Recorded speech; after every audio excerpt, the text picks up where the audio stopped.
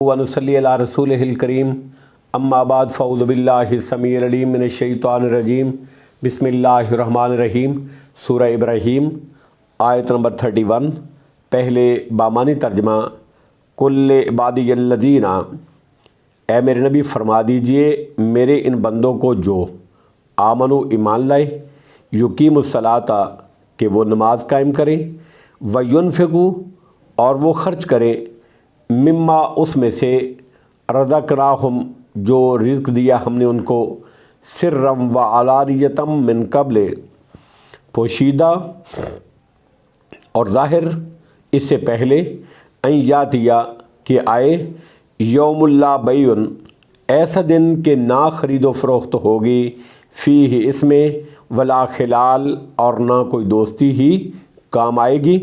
آیت نمبر 32 اللہ الذی اللہ وہ ذات ہے جس نے خلق السماوات پیدا کیے آسمان والارض اور زمین وانزل اور نازل کیا من السماء آسمان سے ماء پانی فاخرج پھر اس نے نکالے یعنی پیدا کیے بہی اس پانی کے ذریعے سے من الثمرات پھل رزق لکم بطور رزق تمہارے لیے وسخر اور اس نے مسخر کر دیا تابع کر دیا لکم الفلک تمہارے لیے کشتیوں کو لتجریہ تاکہ وہ جاری رہیں چلیں فی البحر سمندر میں بے امر اس اللہ کے حکم سے وسخر اور اس نے تابع کر دیا لکم الانہار تمہارے لیے نہروں کو۔ آیت نمبر 33 وسخر اور اس نے مسخر کر دیا لکم الشمس تمہارے لیے سورج والقمر اور چاند کو دائبین اس حال میں کہ وہ دونوں برابر چل رہے ہیں وسخر اور اس نے مسخر کر دیا تابع کر دیا لکم اللیل تمہارے لیے رات والنہار اور دن۔ اب بامحاورہ ترجمہ اور اس کی تشریح۔ آیت نمبر 31 کل عبادی الذین آمنوا یقیموا الصلاۃ وینفقوا مما رزقناہم سرم و علانیتم من قبل۔ اے نبی اکرم صلی اللہ تعالیٰ علیہ وسلم فرما دیجئے میرے ان بندوں سے جو ایمان لائے یقیموا الصلاۃ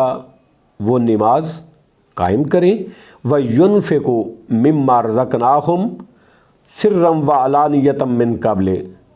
اور ہم نے جو کچھ ان کو رزق دیا ہے اس میں سے چھپا کر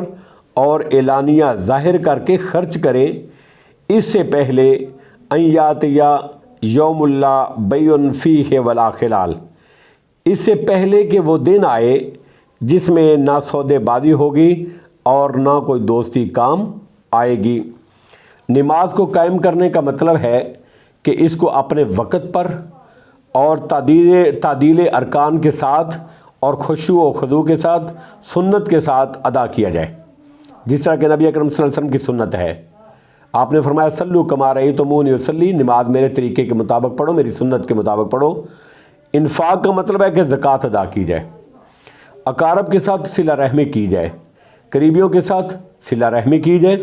اور دوسرے ضرورت مندوں پر احسان کیا جائے۔ یہ نہیں کہ صرف اپنی ذات اور اپنی ضروریات پر تو بلا دریغ خرچ کیا جائے، اندھا دھند خرچ کیا جائے اور غریبوں کو محتاجوں کو مسکینوں کو اپنوں کو بیگانوں کو اس میں سے کچھ نہ دیا جائے، اللہ کے راستے میں خوش نہ کیا جائے اور اللہ کی بتائی ہوئی جگہوں پر خرچ کرنے سے گریز کیا جائے، حالانکہ یہ اللہ نے دیا ہے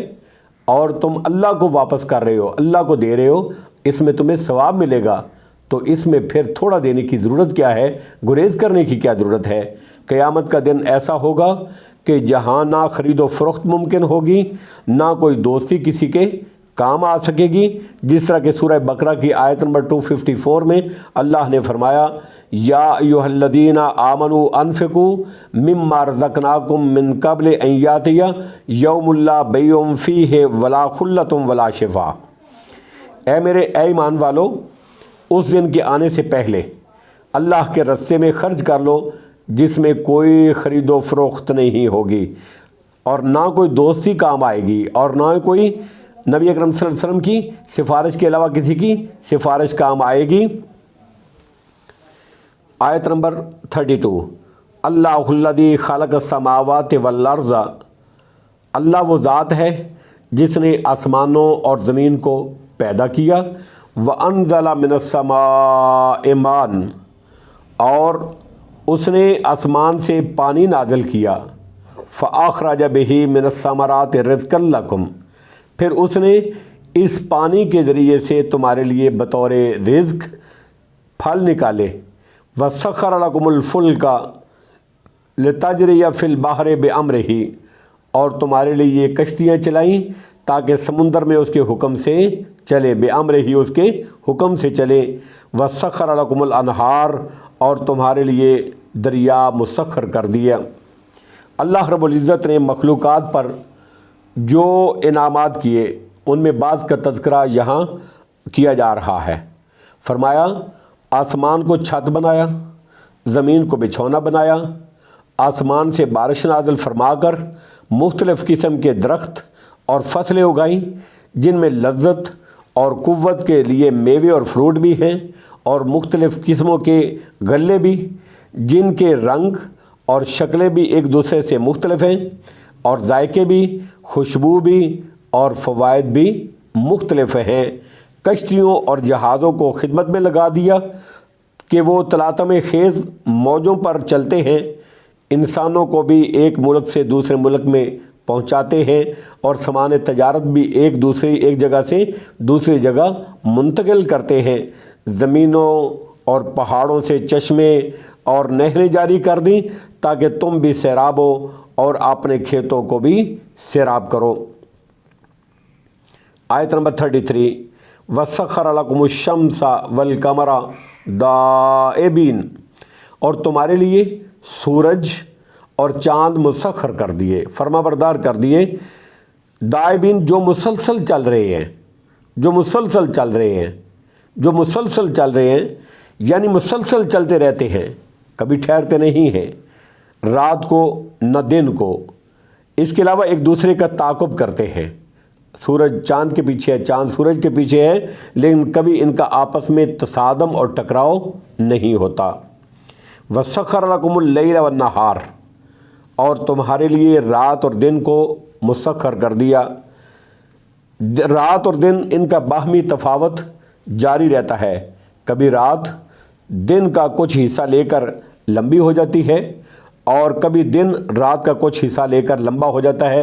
گرمیوں میں دن لمبا ہوتا ہے، رات چھوٹی ہوتی ہے، سردیوں میں رات لمبی ہوتی ہے، دن چھوٹا ہوتا ہے، اور یہ سلسلہ کائنات کے آغاز سے شروع سے چل رہا ہے، اس میں کوئی فرق نہیں آیا۔